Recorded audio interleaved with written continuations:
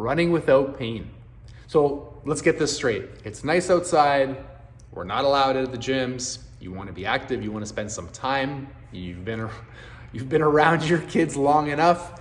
You just want to spend some time on your own. What are you going to do? You're going to do what the rest of us are doing. You're going to get out and you're going to run.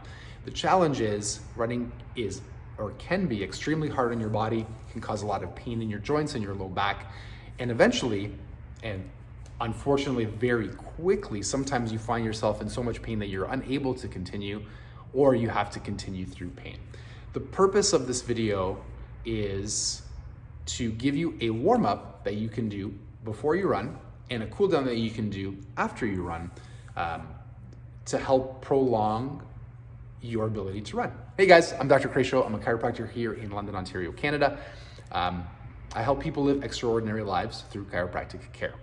So before we get into the exercises, we need to make a bit of a distinction. If you are a serious runner, meaning you're training for marathons, half marathons, you've done things like qualified for a marathon, this next little piece of advice, the exercises will still apply, but this next little piece of advice might not apply. And the next little piece of advice is the best way to protect your body from running is to run less. And I know that sounds crazy, and here's what I mean by that. I don't mean get less of your workout. We have to go back to why it is that you're doing this. And most likely, the vast majority of people watching this video are doing running because it makes them feel good and they want to do some type of exercise.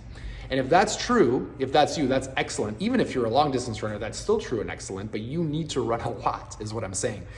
Excuse me. By running less, by putting less weight, less kilometers, less pounding on your joints, what I'm saying is, and there's lots of good courses on this, and I mean, please feel free to reach out. I'd love to make a recommendation if I can.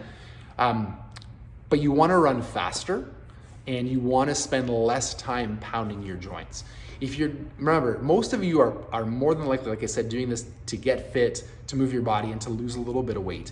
If that's the primary goal, is to change your body composition and lose weight, you're much better served focusing on your diet and lifting some heavy things. That will change your body composition the fastest, right? There's one of the best all-time strength coaches ever, Jim Wendler, used to say, when in doubt, squat heavy and sprint up hills. So if you're new to running, or like I said, you're doing running just as a form of exercise, you would be much better served sprinting, even shorter distances, learning how to sprint, right? I don't think going out if you're new and just putting maximum sprint effort, it could hurt, or running up hills. That way you're getting the same benefit in a much less time frame with much less wear on your body. Now, what are we gonna do for a warm up? Well, let's look at the mechanics of running first. Typically when you're running, what happens is you're not moving your ankles a whole heck of a lot. There's many people who are new to running, or runners who are, and I have no shame showing you how awesome these socks are, but there's too much of a heel strike.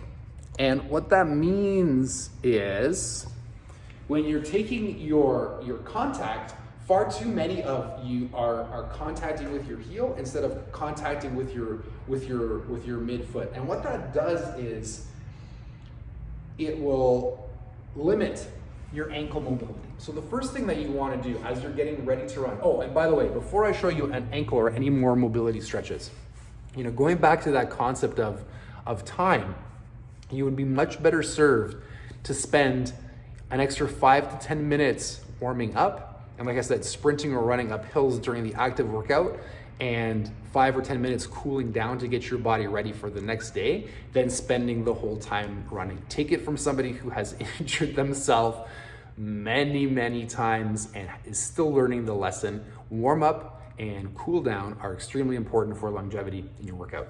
Back. So again, we want to make sure that your ankles are mobile. So really simple is 90-90. My pants are a little bit tight, please forgive me. And all we're going to be doing is putting our body weight over our ankle to get you should be feeling the stretch through here. You can even, if you're looking at me from side to side, we can even go out a little bit, make sure we're getting in through here, make sure we're getting in on this side.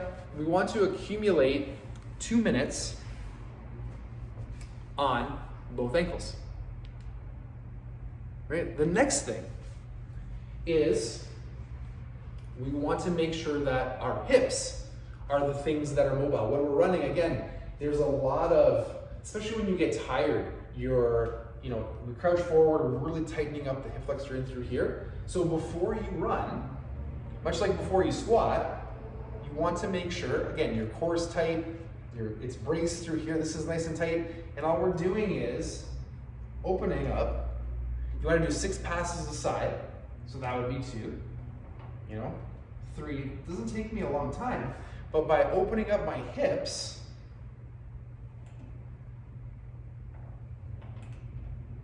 what I'm doing is I'm getting my hips ready to move, and I'm getting my hips ready to move. Sorry, I have so much stuff in my brain right now, but I'm getting my hips ready to move, and what that will do is I'll take the pressure off of my low back, and now that my ankles are nice and warmed up, the other thing that warming up your ankles will do is it'll help take some of the tension off of this muscle here. That's the muscle that gets the shin splints, okay? The other thing that I would do before I were to run is I would make sure that my knees are warmed up, and the way that I would warm up my knees is I would just do some air squats, so 10 to 15 air squats. Shouldn't take you very long to get warmed up, and then spend some time running slowly. Spend some time running slowly and then building up to the speed that you want to get to. Now, after you're done running, take your lacrosse ball, and so the muscle that's on the outside of your legs here is a tib anterior. Most people are familiar with this muscle because this is the one that gets the shin splints. I would take my ball, and what I would do is I would just spend some time, finding where the tender spots are in that muscle.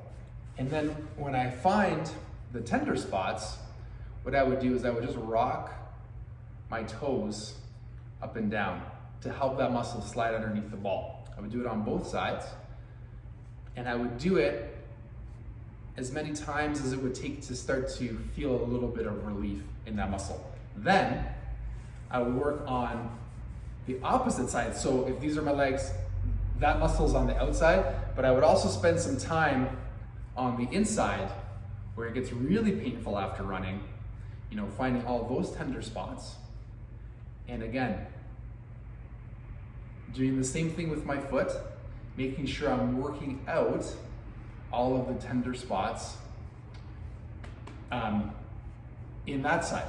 I would take the ball and I would work through my IT bands here on the side, making sure that they're not too tight and there's not too much scar tissue forming in them, because what can happen is as scar tissue starts to form in here, it changes the way that your knee tracks left and right. And a lot of runners are getting knee pain, not just from the pounding, but the fact that there's an uneven pull in their quad muscles. So if your patella or your kneecap isn't tracking properly over your knee, that can cause a lot of issues for running. And the last one that I would do is going back to this position, looking at, let's do left, looking at your hip flexors, but instead of doing it like this, what I would do is I would do it standing. I'll show you my lower body. I would do it standing. I'm still doing left. My heel is on the ground. My butt is flexed.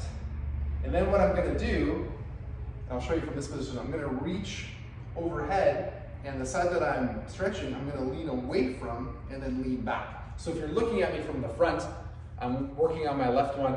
My arms are going to go up, and I'm going to lean to the right because I'm stretching my left one, and then I'm going to reach back.